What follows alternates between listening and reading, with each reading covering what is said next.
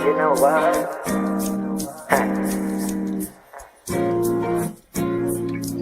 Yeah, listen to this. Halos 5 oras na akong nag-aantay sa'yo.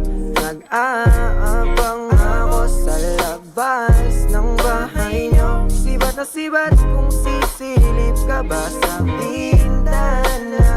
Magpakita ka'y parang di yata.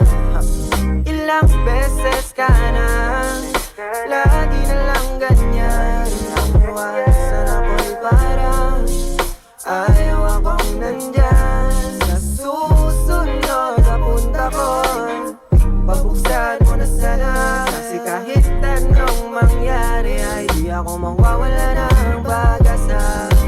Ayaw kitang pilitin kung di ka pa handa. Sa susunod na lang, sa susunod na lang.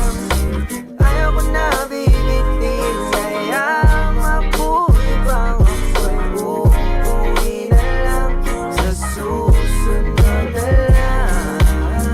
Napupuyat na ako kakapaalala, kumain at mag-ingat kung sakaling magala ka. Lagi sinisipat ng imahe ng dalaga na pangarap makasama ko sa hirap at ginhawa.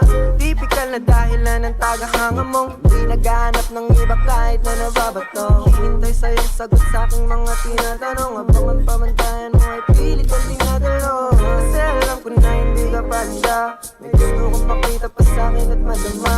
Kaya ito ako naghahanda kung madapa, kung mabigo sa ngayon ayos lang kasi may bukas pa. Nauubos yan kaya kahit kumukulit na ang noo ko, asalo natin ay sumusunod na lahat. Susuyuin ka kahit hindi mo pa mapunuan yung ikaw sa salitan tayo ayos